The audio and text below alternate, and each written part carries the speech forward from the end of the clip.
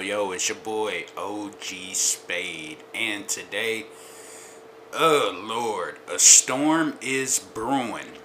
We've been getting hit by tornadoes, real bad weather in Ohio, all throughout the Midwest. I feel like it's just been really bad weather.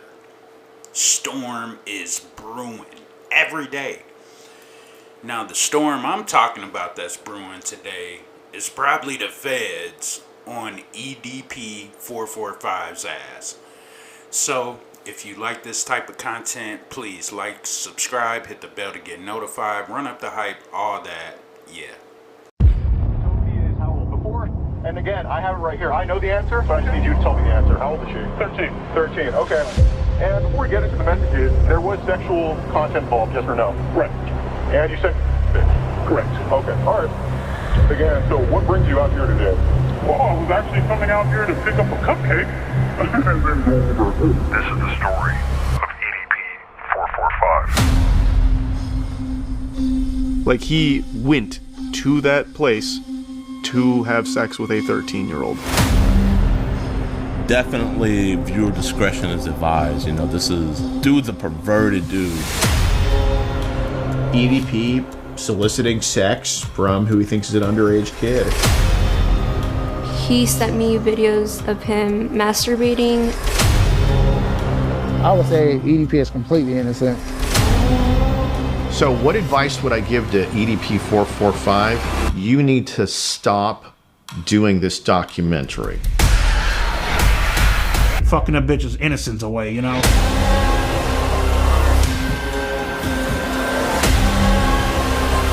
Why do you think you wanted to have sex with a 13-year-old? I mean, the reason why I wanted to have sex with a 13-year-old is already fucking clear.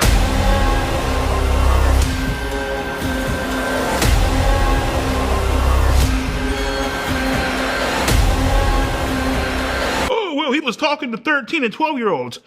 Fuck all that.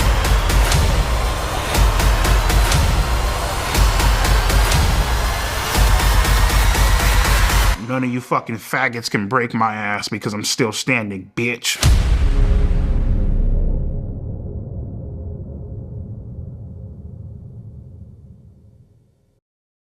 As you might know, EDP445.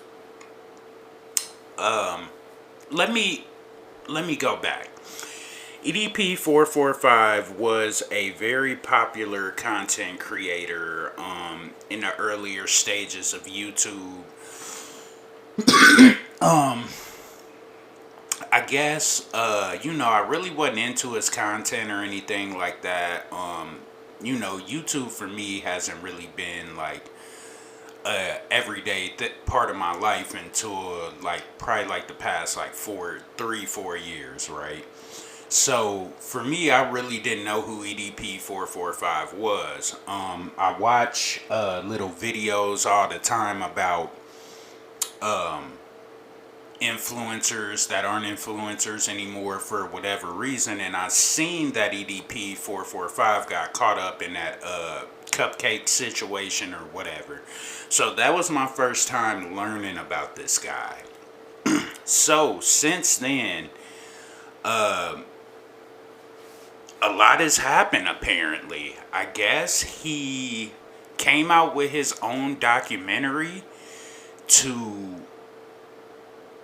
explain who he was. So the first part of the documentary kind of went over his upbringing and how he got into YouTubing. Now, I think his Pedialyte drinker situation really stems from, first of all, I really think this dude just like underage stuff, right? So I feel as if the situation stemmed from a girlfriend that he might have had in high school that played him to the left. Now,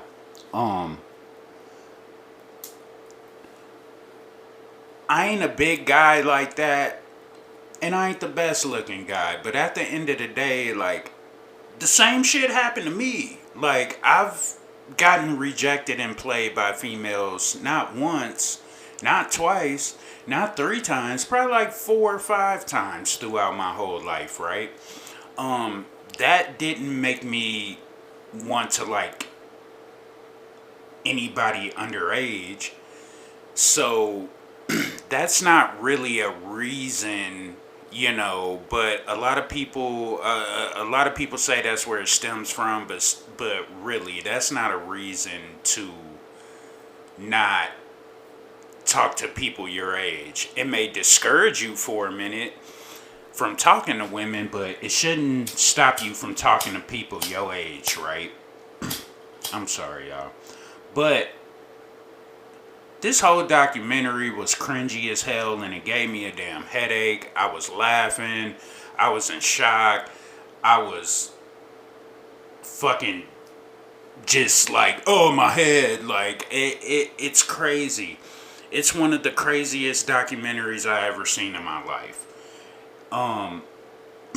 So after his upbringing, they talk about his popularity on YouTube, and then they talk about the first situation with the whole cupcake thing.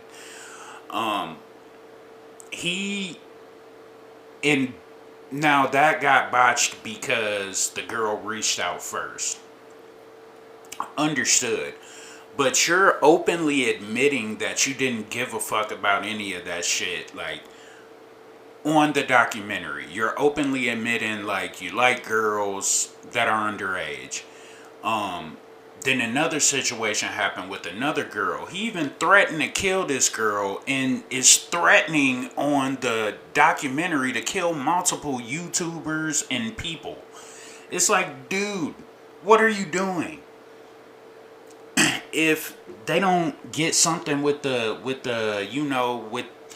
talking to the kids or whatever, they're gonna get you on some type of like threat like thing. Like, pretty much, I feel like you made this documentary to try to prove your side, but you really just made it even worse, bro.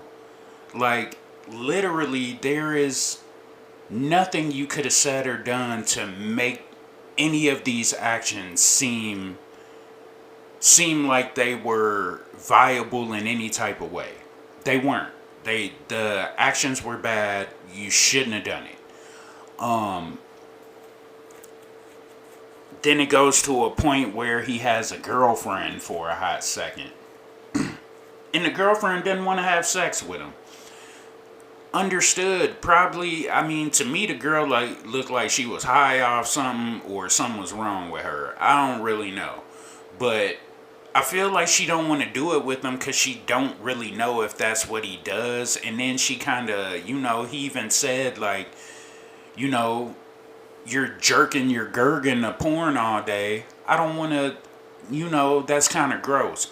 So, understood she wasn't giving you none, but I wonder how, like, vulgar and how upfront he was about it. You know what I mean? He was probably just beating his meat while she was walking around the house and stuff like that. You know what I mean? Like, I don't know what happened there, but now he's back to not having a girlfriend, and he has an AI girlfriend. He advised all Pedialyte drinkers to get this app instead of trying to reach out to younger people, because you can put in whatever in this app and make whatever fantasy you want come true. Cool, that's fine and dandy, I guess. I don't know. That's like really weird to me. Like, I don't know. This whole documentary, man, has just got my brain scrambled. Got me all over the place. I don't even know where to start with this dude. But all I could really say is, like, man, this dude, karma is a bitch, right? Because right now he has a kidney issue, like kidney failure or something like that happening with him. And I personally think it's just karma from what you've been doing and how you've been thinking and acting, right? And also karma from what you eat and what you put in your body. Because there are some terrible Pedialyte drinkers that are healthy as shit, right? But they still do what they do. Understood. But you're a Pedialyte drinker and you don't care about your health? I don't know, man. I just kind of feel like it's not the most copacetic thing he got it done. Chris Hansen was in it. He even said that EDP was terrible. A lawyer, I don't know if it was his lawyer, but a lawyer was in it. I think it was his, but he pretty much told him, like, don't do the fucking documentary. Why are you doing this? Like, because of the point and the stance you're taking. Now, if somebody else made a documentary about you and about your actions and you weren't included in it, that's one thing. But you put yourself in this and incriminated yourself hella hard. Hella hard. Like, it's stupid, dude. It's like, what are you doing? And eventually I feel like the feds are going to pick up this case because of what he's doing to garner the attention to him. Not saying that the feds never really had this case on their, had him in their crosshairs. But at the end of the day, like, I kind of feel like since the threats and everything have been a little bit more, like, publicized and, like, him admitting to everything and just acting like it really wasn't a big deal and somebody and the kids should have took responsibility for their actions. They fucking kids, man. They don't know what they doing. That's why they call it grooming and all that. Them kids don't know what the fuck going on. And you're trying to justify it like they should have known and they should be on the hook or in trouble too. No, the fuck they shouldn't. They need to be away from people like you. But at the end of the day, man, like I said, like, it was just a little odd seeing him go on a documentary like that. It was crazy. But it's your boy LG Spade. Please like, subscribe, hit the bell to get notified, and I'll be back with some more video game stuff. I just had to talk about this right quick. Peace.